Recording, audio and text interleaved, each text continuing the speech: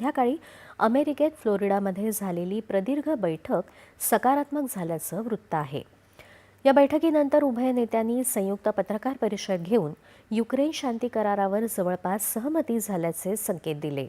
ही चर्चा युक्रेनमध्ये सुरू असलेल्या युद्धावर तोडगा काढण्याच्या अगदी निकट पोहोचली आहे अशी आशा ट्रम्प यांनी व्यक्त केली. तथापि काही मूलभूत कठीण मुद्द्यांची उकल अजूनही व्हायची आहे असंही ट्रम्प यांनी स्पष्ट केलं.